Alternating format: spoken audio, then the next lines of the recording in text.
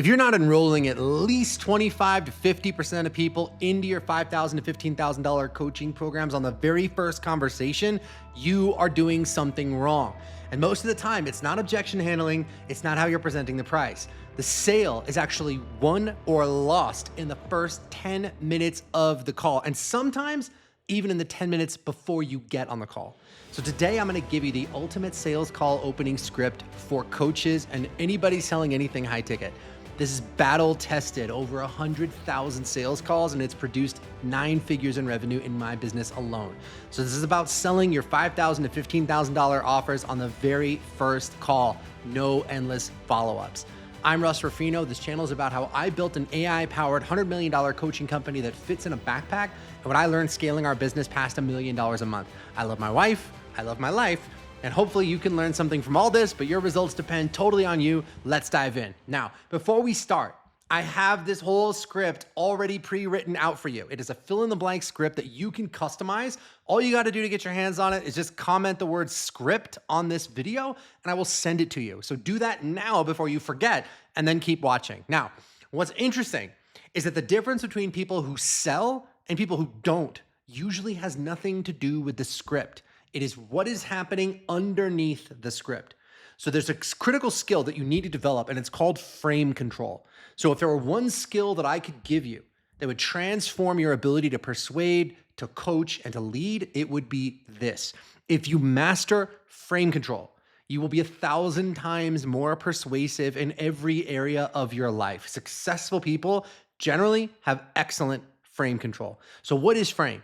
The frame is the set of unspoken beliefs that you carry into any conversation. So it's the things you don't say out loud, but that you know to be true. Now, those beliefs under the conversation decide how the entire interaction is going to unfold before anybody says a word.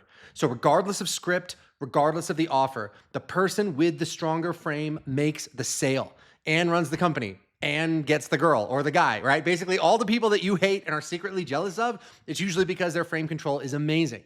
So here's the simplest example to understand the power of frame and how it governs the interaction, right? You walk into a library with your friend and you're talking, you're carrying your conversation from outside. You're talking too loud. The librarian looks at you, she shushes you, shh. Instantly, you shut up. Oh my God, I'm so sorry, right? A stranger just shushed you and you apologized. And now it's 2 days later, same friend, same situation, you're still being loud, only now you're at a baseball game. And the dude in the front row in front of you turns around and goes, shh. Well, now you're mad. You tell that guy to F off. You get in a fist fight. Why? It's the same behavior. Librarian shushes you, you apologize. The drunk guy in front of you at the ball game shushes you, and now you're in a fight. The difference is the frame. It is the unspoken beliefs under that situation. So in the library, your frame, your unspoken belief is that you're supposed to be quiet in a library. So when the librarian shushes you, it matches your frame. So you shut up, you apologize. Now the guy at the ball game shushes you, and that clashes with your belief, your frame, that it's okay to be loud at a ball game. So now you get mad. Now watch how this works when there's money and there's status on the table. So back when I was bartending in LA, I saw a masterclass in frame control. One time I watched a beautiful girl come into the bar. She sat down next to this regular dude and he said something funny, cracked a joke. I didn't hear what it was, but she laughed. And then she says something I will never forget. She goes, "Oh, you're funny. Make me laugh again and maybe I'll let you buy me a drink." Oh, okay, now let's slow that down because that sentence right there is like a masterclass, right? What is the frame behind what she said? What are her unspoken beliefs, right? Number one, his job is to entertain her. Number two, if he performs that job well, his reward is that he gets to spend his money on her. And three, she's the prize here. No discussion. Next question, right? If you make me laugh again, maybe I'll let you buy me a drink. With one sentence, she is setting those 3 beliefs as the frame. And he's got 2 choices here. He can either reject that frame and try to impose one of his own, or he can buy into that frame, keep trying to make her laugh, keep buying her drinks. And if he does that, she just set the frame. She is now controlling the interaction. He's dancing to her tune. Now, is she evil? No, she's just running frame control, and she's better at it than most of the sales trainers that I've met. So rule number 1, the one who controls the frame controls the interaction because the frame setter makes the rules. Rule number 2, when 2 frames are incompatible, you get a frame clash, and the stronger frame absorbs the weaker one every time, no exceptions. Now, here's the good news for you. Most people go through life with very weak frames. They don't really know what they believe about you. They don't really know what they believe about themselves, about your offer. So when you come into your sales calls with a rock solid frame, you have a huge advantage right out of the gate, and they get sucked right into your reality. Now, the frame that we use on our sales calls is the doctor frame, because a good sales call, especially for coaching, is really just like a trip to the doctor. Now, in his office, the doctor has absolute power, and that power is just assumed. So when the president of the United States goes into the doctor's office and says, "Doc, I think I might have a problem with my butt. It's a great butt, tremendous butt, but I would love for you to take a look at it." The doctor says, "Okay, great. Take your pants off, Mr. Trump." And he does it immediately without question. So the president is the most powerful man in the world, no matter who it is. And he may have all the power in the outside world, but in his office, the doctor's authority is absolute. That is the energy that you need to bring to your sales and coaching calls. Somebody books a call with you. I don't care if they're a billionaire. I don't care if they're a movie star. They're booking a call with you because their business, their marriage, their health, whatever it is that you fix, they have a problem in that area that they cannot solve alone, and they need your help to fix it. But here's the part that everybody skips, and it's the part that makes or breaks you. The doctor frame is not a script. It is 7 beliefs, and you need to get them into your bones, into your DNA before every single call, right? You don't say them out loud. You just believe them internally. So I'm gonna give them to you, and again, they're listed in that document I told you about, so comment script if you wanna get your hands on that. Belief number 1, if this person is on this call, it's because they have a fatal problem. They're not there to make friends. They're not there to chit chat. They booked a call with you because something is broken, just like you don't schedule an appointment with your doctor unless there's something wrong. Belief number 2, without your help, they will never fix this problem, right? Businesses don't fix themselves. Marriages don't fix themselves. If they could have solved this alone, they would have. They need your help. Belief number 3, if they do enroll and they do the work, you're going to fix their problem for good. So you have to believe in your own medicine, or why the hell are you selling it? Belief number 4, this person enrolling does not affect your financial future in the slightest. Now, this one separates the pros from the guys who are desperate. If part of your brain is trying to figure out if you're going to pay your rent while the other person's talking, they can smell it. So your attitude has to be, look, I'm going to make $1 million this month, whether this person signs up or not. And that's going to keep you from being needy. And neediness is death in sales because you give away the frame. Now, belief number 5, I will enroll this person if and only if I know I can help them, and only if they're going to uplift everybody else in the program. So the frame of the call needs to be that you are making a decision about them, not the other way around. And that's critical. So think about like every mentor in every movie ever made, right? Mr. Miyagi made the Karate Kid wash his car and sand his floor and all that other stuff, paint his house before he would teach him, right? Yoda, said, "Oh, Luke, he's too old to begin the training," right? Like he turned him down like 5 times, right? So you're the mentor. You're the one with the power. You're the one with the skill. You're the one with the golden goose. So they have to live up to your standards. And that means you have to have standards, and they have to be real, and you have to enforce them. So the whole time that you're on your sales call, there should be this little computer program running in the back of your mind that says, do I really want to work with this person or not? Right? They should feel like they are one wrong sentence away from you saying, I don't want to work with you, and turning them down and deciding that they're not a fit for your program. And I'll say something else. If you have any doubt at all about whether you can actually help this person, you do not enroll them. That is the moral obligation that you have as a coach. Belief number 6, anybody who's willing to get resourceful can find a way to make this work. So we've watched it, Clients on Demand, people stretch, people figure it out, and then get the exact outcome they came for. So people are capable of figuring out a way to pay for something when they want it. And then finally, belief number 7, the decision that they're making on this call is not the decision to join your program or not join your program. The decision they're making on this call is the decision to get the outcome or not get the outcome. So do they want to save their marriage or not? That's an easy decision. Do they want to save their business or not? That's another easy decision. The decision to join a $5,000, $10,000, $15,000 coaching program, that's a difficult decision. So the decision you're trying to get them to make is the easy one. If they decide to save their marriage, then joining your marriage coaching program is the automatic and logical next step, okay? Those are the 7 beliefs. Now together, they make up what we call the doctor frame. And it's very important that these 7 beliefs remain unspoken, right? Just like the girl at the bar. She never looked at this guy and said, well, I'm hot and you're average, so make me laugh, monkey.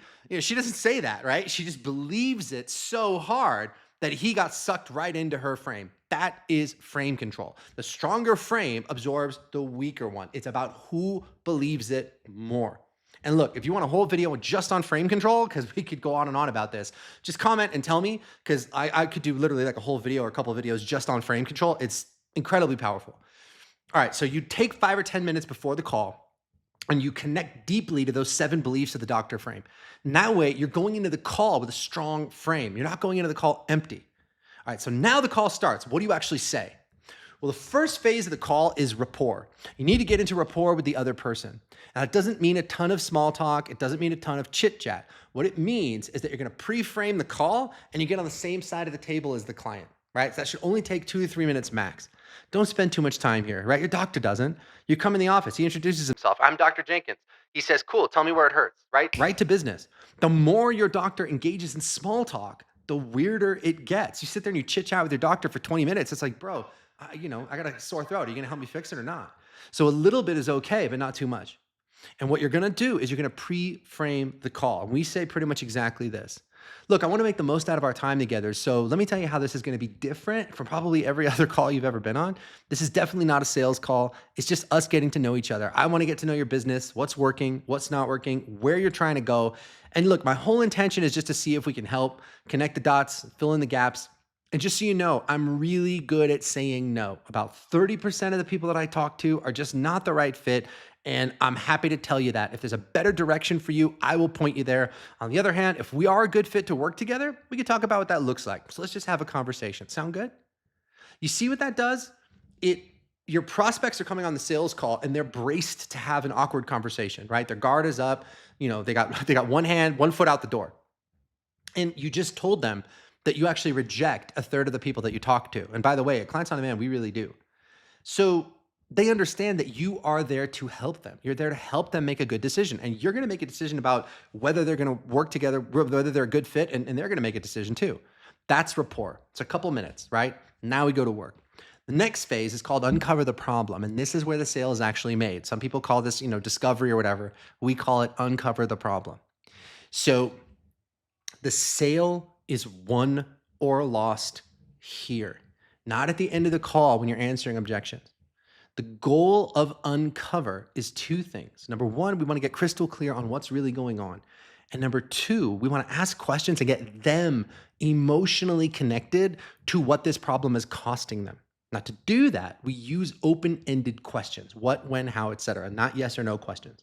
So the first question is what we call the MIQ, the most important question. Word for word, it's like this. Great, so let's dive in with the most important question. What's not working to the level you want in your business right now, or your marriage, or your health, or whatever you fix? Now, again, we don't ask what's wrong with your business, right? That makes people defensive. Or what's wrong with your marriage? Well, nothing, dude, right? Chill. Defensive people will say, everything's fine, right? And then now you're stuck. So what we say is what's not working to the level that you want. So this presupposes that the reason they're on the call is because something's not working as good as it could be, right? They're not here to chit chat. They're not here to make friends. There's a problem. It's real. We're going to look at it together. And then, and this is the hard part, you ask that question and you shut up, right? I mean, totally silent. You just let them talk, right? No interrupting, no like, oh my God, same, no swooping in with a solution. Your job is to just listen to their story and take notes. And when they start to slow down, you hand it back. Tell me more. Keep going. And then what? In what way?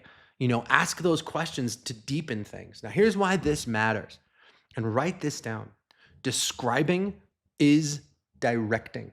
The more they describe what's broken and the more detail they give you, the more their emotions are going to kick in.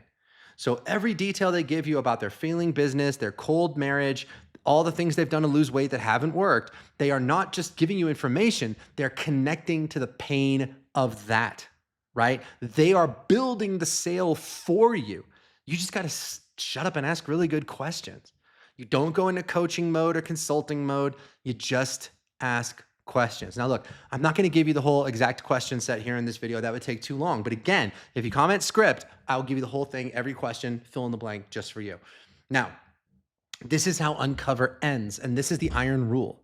So by the end, they should be emotionally connected to the cost of the problem, and they should have made a decision, not a decision to join your program, but the decision that they're just not going to settle for this problem anymore. And you ask them straight, are you 100% committed to fixing this? Okay. Now, from there, the call moves into presenting the solution, presenting the price, sizing up the client. If you want that half of the call broken down, let me know in the comments and I'll do just a walkthrough of the entire script. Okay. But the opening is the critical piece. So let's go back through this. Okay. Number one, you're going to start with the doctor frame. You're going to connect to those 7 beliefs. You're going to get them in your bones, in your DNA before you get on the call. The strongest frame wins every time, and it better be yours. Now, number 2, you're going to go through rapport, 2 to 3 minutes. You connect with them, you get on the same side of the table, you tell them you're really good at saying no. And then number 3, you open uncover with that most important question. What's not working to the level that you want it to right now? Then you shut your mouth and you let them describe and let their emotions kick in. And 4, you get 100% commitment to fixing the problem, or you keep asking questions until you get it. So the full fill in the blank script, it's right there. Comment script if you want it. Now, here's the most important part of this video, because I'll tell you right now, what is holding you back from being an effective salesperson is just plain old fear. So here, as always, is your spiritual North Star, so you can actually use this stuff, okay? The solution to fear is to get your attention off of yourself and onto the person that you're speaking to. So when they're talking, 9 times out of 10, you're not really listening. You're just preloading, right? You're thinking of what you're going to say next, or you're thinking about your sales quota, or you're thinking about your empty bank account. You're thinking, oh, Russ, don't screw this up again. It's another sales call. We paid good money to book this call, right? And so you're just waiting for a gap in their talking so you can, say the smart thing or tell them about your certification or tell them a great story or whatever, right? Every silence feels uncomfortable, so you try to fill it, right? And the worst thing you can do is when they bring up a problem, you immediately say, oh, here's how to fix that, right? All of that is fear. All of that is just wanting to be liked. So if you want to be great at sales, you got to get your attention off of yourself and onto the human being that you're there to serve. So again, the doctor frame. The doctor does not perform. The doctor walks in and he knows that he's the authority and he's got nothing to prove. He doesn't sit you down and go, hey man, look, before we start, I just see that thing on the wall. It's a diploma. It's from a little place called Harvard, just so we're clear about who's the smart one here. And then he also doesn't try to sell you something. Kid, it sounds like you need some penicillin, but if you buy the penicillin right now, I'm going to throw in these bonuses and we're going to stack all these bonuses, right? Like if your doctor did that, you would be out the door before he finished talking. The doctor doesn't demonstrate his authority. He just knows it. It's baked into the frame and it doesn't wobble. And when you presuppose your authority, when you know down to your bones, down to your DNA that you're the real deal, then something beautiful opens up for you. You can take all of your attention off yourself because you're covered and you give it to the person in front of you without giving up your authority. So you can give another human being your complete, undivided attention, right? Do you understand how rare that is, right? Most people in life, nobody pays attention to them. Nobody listens to them, especially about their biggest problems. Nobody wants to have that awkward conversation. That is the greatest gift we can give them. To have a real conversation about their business, to have a real conversation about their marriage. That experience is so rare. We are the only people in their life with the guts to have a real conversation about what's really going on. And that right there is the greatest gift we could possibly give them. Now, look, if any of this resonated with you, you're wondering how I can help you succeed, there's basically 2 things I can do for you. 1, I can take your expertise and I can turn it into a $5,000 to $15,000 coaching program that you can run from anywhere in the world. And 2, once we have that kind of coaching program, I can install our $100 million AI-powered client attraction system right into your business to bring you the clients you want when you want. Okay, so if you want to know more about what that looks like, there's another link in the description of this video. Click that. It's going to take you to a page where I'll walk you through the whole thing. And then finally, I'm putting out videos like this twice a week, usually twice, sometimes once, but usually twice. So just tell me in the comments, look, what is the hardest part of sales calls for you? Is it the opening? Is there a certain objection you keep running into, or you keep talking to broke people? Whatever that is, I can make more videos about how to fix that specific problem. But unless you tell me, I can't fix it. And in fact, this video was made in response to a comment. Somebody asked, how do you open a sales call? So we've made this video. So let me know what you need. I will give it to you. I'll see you in the next one.